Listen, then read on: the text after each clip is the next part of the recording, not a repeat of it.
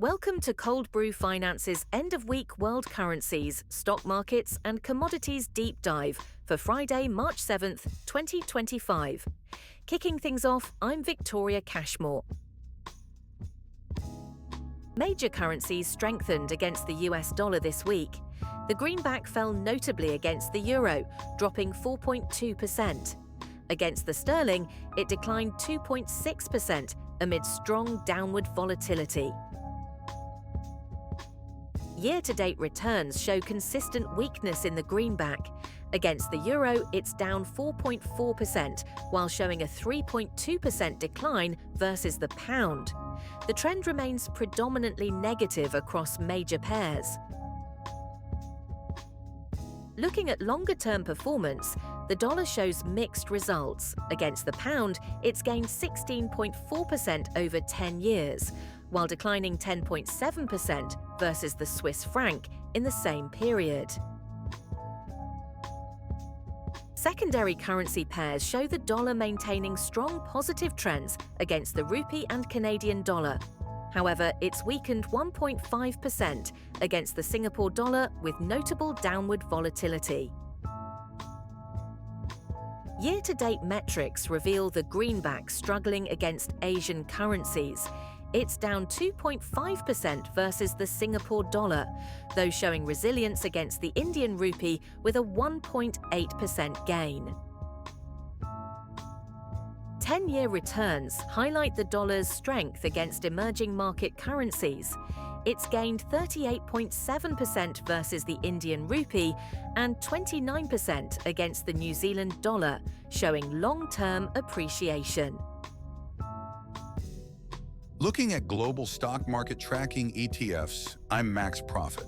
Austria led global markets, surging 9.4% to 26.18, hitting a new one-year high with strong upward momentum. Finland and Turkey followed with gains of 8.8% and 8.7% respectively. Year-to-date returns show Poland leading with a remarkable 24.8% gain, followed by Austria at 24.8%. Finland has posted a 19.4% return, while Germany shows a 22% advance. Long-term performance shows Turkey leading with a 3-year annual rate of return of 26.4%. Poland follows at 21.3%. Austria and Germany both show solid 10-year returns, averaging 5% annually.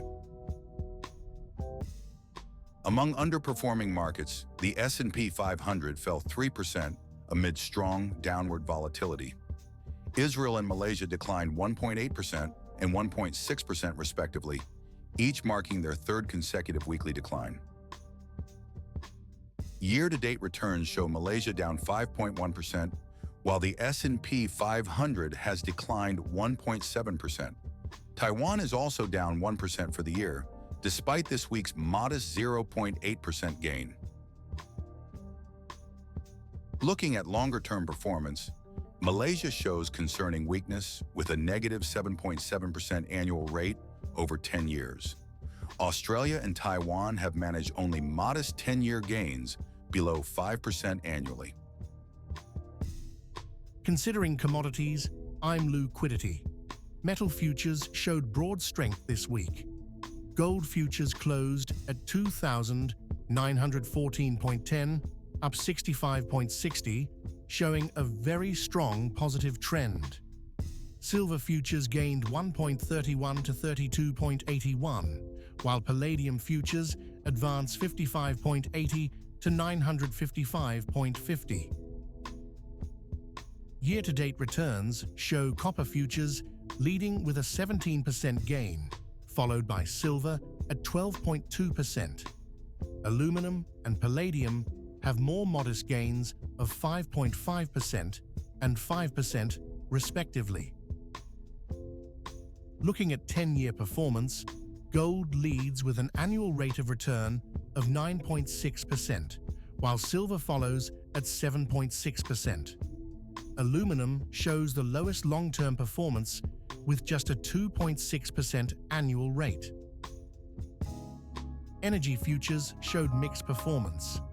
Natural gas surged 14.6% to 4.40, hitting a new one-year high. However, crude oil declined for the seventh consecutive week, dropping 2.72 to 67.4. Gasoline fell 5.1%. Natural gas leads year-to-date returns at 21%, while other energy futures show losses. Gasoline is the only other positive performer, up 5%. Crude oil has declined 6.5% since January. In the 10-year view, energy futures show modest gains. Crude oil leads with a 3.1% annual rate of return, while natural gas follows at 4.5%. Heating oil and gasoline show minimal gains below 2% annually. Livestock futures showed strength. Live cattle rose 3.9% to 200.28, while lean hogs gained 4.3% to 87.35. Class 2 milk fell 1.7% after breaking out from 3 days of flat trading. Year-to-date, lean hogs lead with a 7.4% gain, followed by feeder cattle at 5.3%. Class 2 milk shows the largest decline at minus 9.6%, while corn remains relatively flat. In livestock futures, live cattle futures and lean hogs futures showed significant gains of 3.9% and 4.3% respectively. Feeder cattle futures maintained momentum with its fourth consecutive weekly rise. The 10-year ARR across livestock futures averages around 2.8%. Grain futures show mixed performance. Rough rice futures hit a new one-year low amid strong downward volatility.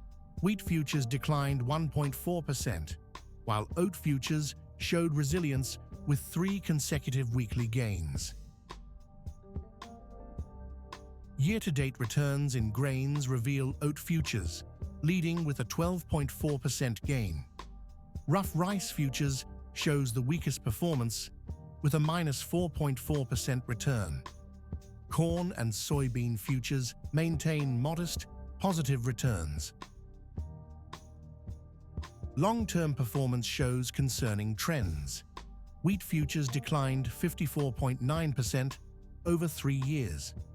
Soybean futures and oat futures both saw 3-year declines exceeding 38%. 10-year returns remain marginally positive across the sector. In soft commodities, coffee futures surged 3.9%, while cocoa plunged 9.4%. Orange juice hit a new yearly low, extending its losing streak to 11 weeks. Sugar declined 1% amid strong negative momentum. Year-to-date performance shows coffee futures leading with a 21.3% gain. Orange juice has struggled, down 39.7%. Cocoa declined 29.2%, while sugar fell 4.8%. Long-term metrics reveal cocoa with impressive 3-year gains of 213.6%. Coffee futures posted a strong 1-year return of 101.8%. Cotton futures struggled with a 3-year decline of 43.5%. And with that, we conclude another end-of-week World Currency, Markets and Commodities episode. I'm Victoria Cashmore, along with my AI co-hosts Max Profit and Liquidity. Thanks for watching. Look for daily wrap-ups every day just after 5 p.m. New York time. Please like, subscribe, comment, share. Cold Brew Finance is an experimental project with market reports written, narrated and delivered totally by AI, with market data kindly provided by financialmodelingprep.com. Always seek professional financial advice before making any investment decisions. Check into the channel daily for coverage of stocks, crypto, currency, and commodities. Thanks for watching.